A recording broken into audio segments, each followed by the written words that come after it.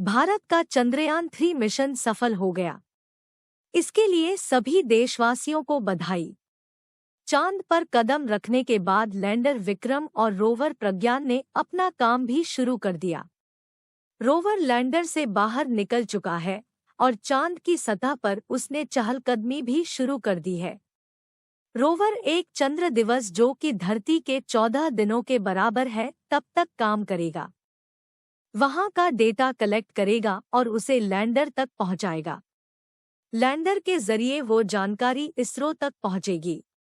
इस तरह 14 दिनों तक इसरो को चांद की जानकारी प्रज्ञान और विक्रम के जरिए मिलती रहेगी।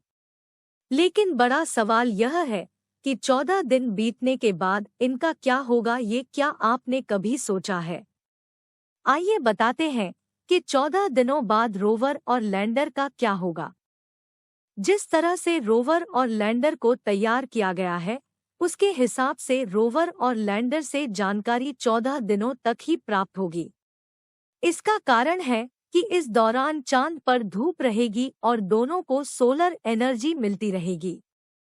14 दिन बाद साउथ पोल पर अंधेरा हो जाएगा और रात होते ही यहाँ काफी ठंड बढ़ जाएगी।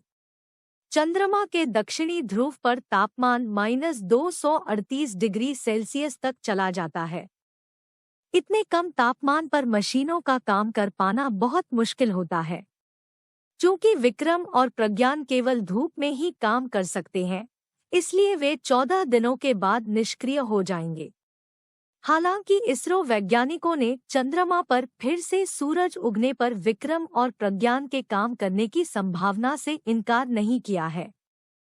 अगर ऐसा होता है तो ये चंद्र मिशन के लिए एक बोनस की तरह से होगा। अब बड़ा सवाल यह भी है कि क्या रोवर और लैंडर धरती पर लौट आएंगे?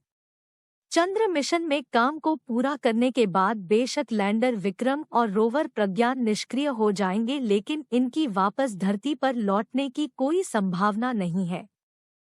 ये निष्क्रिय होकर चंद्रमा पर ही बने रहेंगे।